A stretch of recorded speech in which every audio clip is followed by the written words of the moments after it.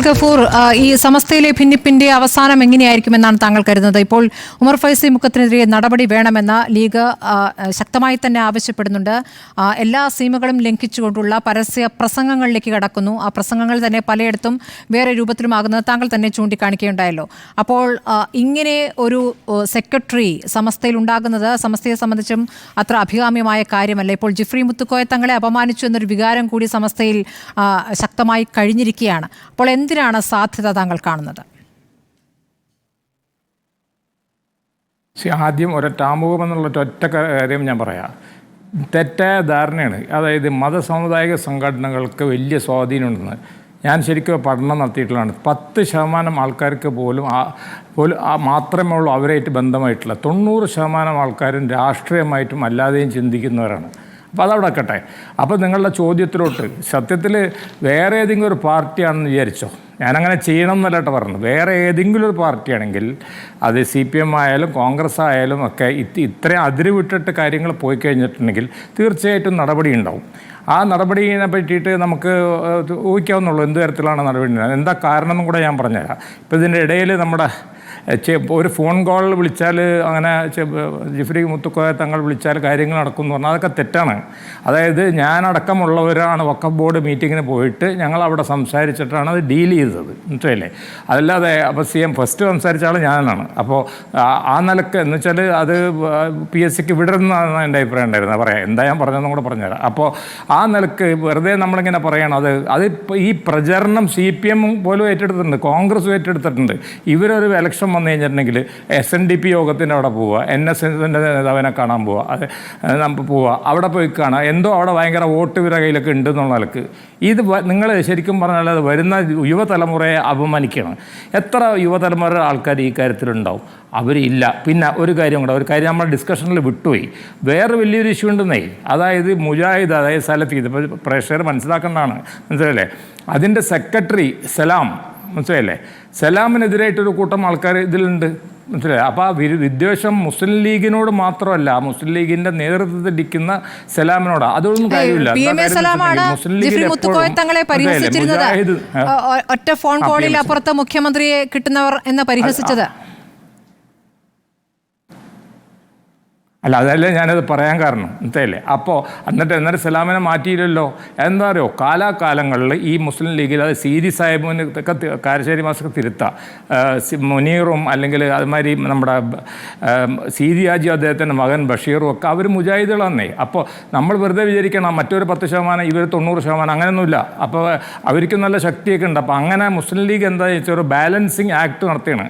അതായത് ജമാഅത്തെ ഇസ്ലാമിനെയും മുജാഹിദിനെയും എല്ലാവരെയും ഞങ്ങളെല്ലാവരും ഇങ്ങോട്ട് ഒരുമിച്ച് കൊണ്ട് നടക്കാനായിട്ട്. അപ്പോൾ അതിൽ CPM ആണ്, അതിൽ CPM ഇടപെട്ട് നോക്കിയതാണ്, മനസ്സിലല്ലേ? അത് ഞാനതിന് മറ്റൊരു സാക്ഷിയായിരുന്നു. നമ്മുടെ CAA സമരമാണോ അതോ പലസ്തീൻ സമരമാണോ? ഒരു സമരത്തിൽ, മനസ്സിലല്ലേ, ജിഫ്രി മുത്തുക്കോയ തങ്ങളായിരുന്നു അധ്യക്ഷൻ എന്നാണ് എൻ്റെ ഓർമ്മ, CM ഉള്ളപ്പോൾ. ഇത്തവണ ഇനി വേറെ കാര്യം കൂടെ പറയാം. കഴിഞ്ഞ തവണ എന്ത് ചെയ്തെന്ന് വെച്ചാൽ ഹജ്ജ് കമ്മിറ്റിയൊക്കെ വന്നു. ഇപ്പോൾ CPM സാധാരണ അവരാൾക്കാരുണ്ടാവാറുള്ളൂ. അതിലൊക്കെ മാറ്റം വരുത്തിക്കൊണ്ട് ഈ മുജാഹിദ് വിഭാഗത്തിലും ഇന്നലത്തെ സ്റ്റേറ്റ്മെൻറ്റ് അനുസരിച്ചിട്ട് EK-ക്കാർക്കും ജിഫ്രി മുത്തുക്കോയ തങ്ങളുടെയൊക്കെ നോമിനിക്കല്ല ഹജ്ജ് കമ്മിറ്റി ചെയർമാൻ പോസ്റ്റ് കൊടുത്തിട്ടുള്ളത്. ഹജ്ജ് കമ്മിറ്റി ചെയർമാൻ പോസ്റ്റ് കൊടുത്തിട്ടുള്ളത് പഴയ തന്നെ AP ഗ്രൂപ്പിനാണ്. അതായത് തെരഞ്ഞെടുപ്പിൽ ഉണ്ടായിരുന്ന പ്രതീക്ഷ നശിച്ചപ്പോൾ CPM കൈവിട്ടു.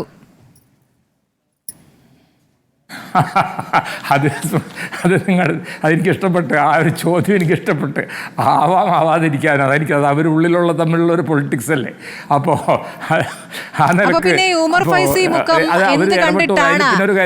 അല്ലല്ല, അതുകൂടി അറിയണം. താങ്കൾ ഇപ്പൊ പറഞ്ഞതുപോലെ ഈ പണ്ഡിത സഭ കൂടാനല്ലാതെ അതിനപ്പുറത്തേക്ക് ജനങ്ങളിലേക്ക് രാഷ്ട്രീയമായ സ്വാധീനം ചെലുത്താൻ കഴിയില്ല എന്നൊരു യാഥാർത്ഥ്യം അവിടെ നിൽക്കുകയാണ്.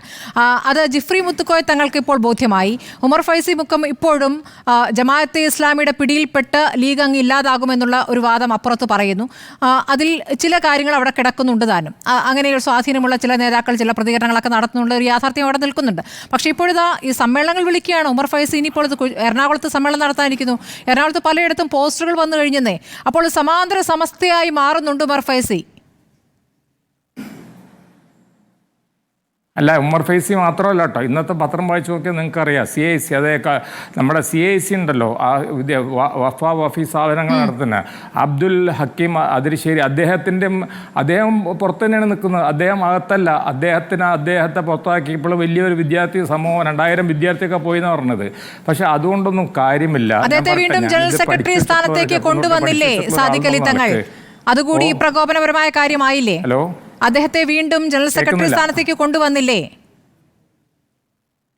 ഹക്കീം ആദർശേരി? ജനറൽ സെക്രട്ടറി സ്ഥാനത്തേക്ക് കൊണ്ടുവന്നത് അത് അദ്ദേഹം അല്ല, ഞാൻ മനസ്സിലാക്കിയത് അദ്ദേഹം ഇലക്റ്റഡ് ആയിട്ട് വന്നതാണ്. അദ്ദേഹത്തെ തിരിച്ചുകൊണ്ട് വന്നത് അത് ഇലക്റ്റഡ് ആയത് വേറൊരു ബോഡിയാണ്. മാത്രമല്ല ഞാൻ മനസ്സിലാക്കിയെടുത്തോളം അവർ വേറെ ഈജിപ്തിലെ ഏതൊരു യൂണിവേഴ്സിറ്റി ആയിട്ടൊക്കെ അവർ ശ്രമിക്കേണ്ടത്. ഇതെല്ലാം നമ്മൾ മനസ്സിലാക്കുന്നതാണ്. കാരണം മറ്റൊരു സംഘടനയുടെ ഉള്ളിലത്തെ കാര്യങ്ങൾ ഞാൻ പറയാൻ യോഗ്യനല്ല. എന്തായാലും നിരീക്ഷകൻ എന്നുള്ള ആൾക്ക് ഞാൻ നിങ്ങളുടെ മുന്നിൽ ഇരിക്കുന്നതുകൊണ്ട് ഞാൻ പറയണം. അപ്പോൾ അതുകൊണ്ടൊന്നും ഒരു കാര്യം നടക്കാൻ പോകുന്നില്ല. ഞാൻ കാര്യം പറയട്ടെ, മുസ്ലിം ലീഗിൻ്റെ പൊളിറ്റിക്കൽ സപ്പോർട്ട് ഉള്ളിടത്തോളം കാലം സമസ്ത ശക്തമായിരിക്കും. ഏത് നിമിഷം മുസ്ലിം ലീഗ് അതിൻ്റെ പൊളിറ്റിക്കൽ സപ്പോർട്ട് പിൻവലിക്കുന്നു, അന്ന് ഉമ്മർ ഫൈസിക്കും മറ്റുള്ളവർക്കും മനസ്സിലാവും അവരെവിടെ നിൽക്കുന്നു എന്നുള്ളത്.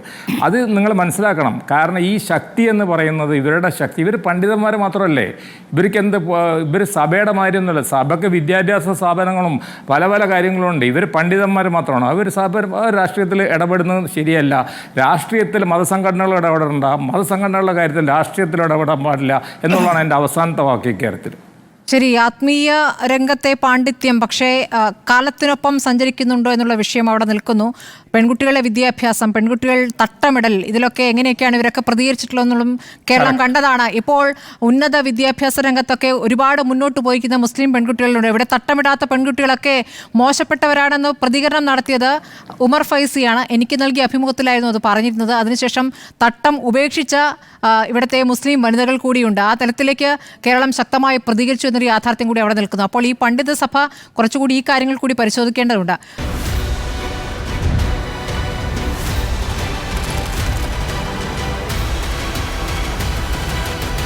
ഡിബേറ്റ് വിത്ത് സ്മൃതി പരുത്തിക്കാട്.